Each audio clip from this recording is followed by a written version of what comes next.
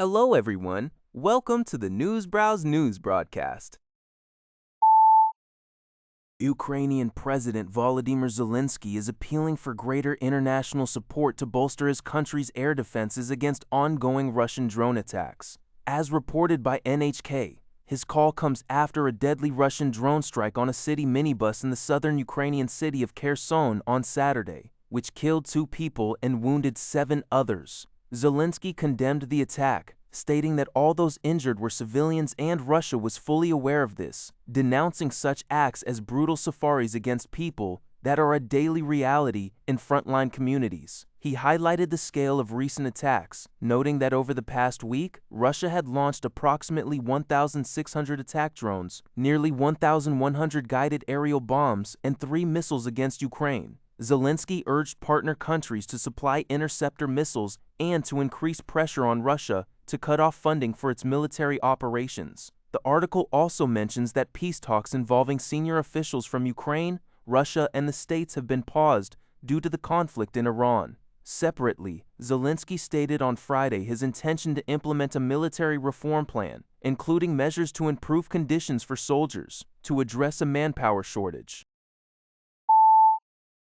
Al Jazeera reports that southern Lebanon continues to experience significant devastation, even as a ceasefire has technically been in place since April 16th.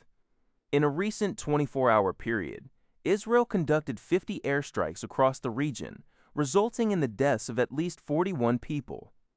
This escalation highlights the ongoing conflict and its severe human cost.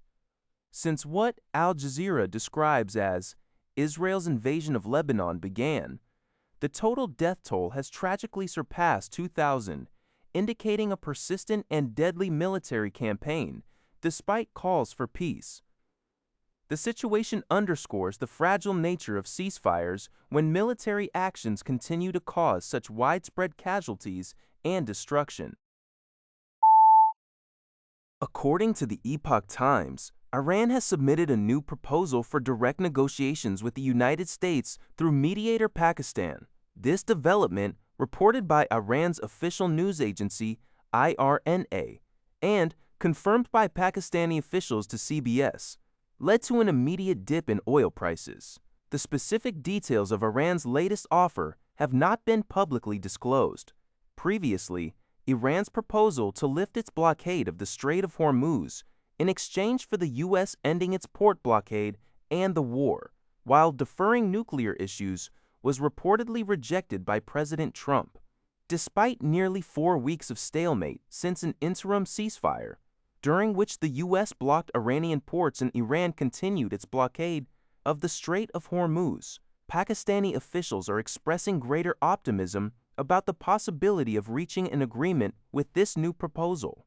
President Trump hinted on Thursday that negotiations are ongoing, with only a select few aware of the progress. Oil prices, while falling on the news, are still expected to see an overall weekly increase due to the continued blockage of the Strait of Hormuz and U.S. efforts to prevent Iranian oil exports. According to Liberty Times, citing AFP reports, the Yemen Coast Guard announced today that an oil tanker named Eureka was hijacked by unidentified armed individuals in the Gulf of Aden, off Yemen's Shabwa province. The hijackers reportedly boarded and took control of the vessel before sailing it in the direction of the Somali coast. Data from the ship tracking website Marine Traffic indicates that the Eureka, a Togo-flagged product tanker, had reportedly called at Fujairah port in the United Arab Emirates in late March. The Yemen Coast Guard has pledged to launch an investigation into this attack. While piracy off the coast of Somalia had significantly decreased since its peak in 2011, largely due to international naval deployments and new merchant shipping strategies, EU naval forces stationed in the area have reported a recent surge in attacks over the past few weeks. There are currently no indications that today's hijacking is linked to the broader conflict affecting regional shipping since February 28th, involving the United States, Israel, and Iran. Al Jazeera reports that Spain has forcefully demanded the immediate release of Saif Abakashek, a Spanish-Swedish citizen arrested by Israeli forces during a raid on the global Sumud flotilla. The flotilla was attempting to deliver aid to Gaza when it was intercepted in international waters off the coast of Crete. Spanish Foreign Minister José Manuel Albaraz condemned the detention as illegal and a kidnapping, stating that Israel has provided no evidence to support its claims of Abakashek's ties to Hamas.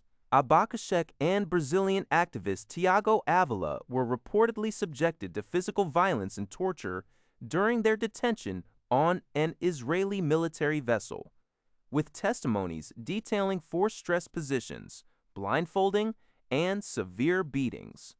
Both have commenced a hunger strike and are scheduled for a court hearing to extend their detention. Spain's Prime Minister Pedro Sanchez also emphasized his country's commitment to protecting its citizens and upholding international law. That's all for this video. Thank you for watching. See you in the next video.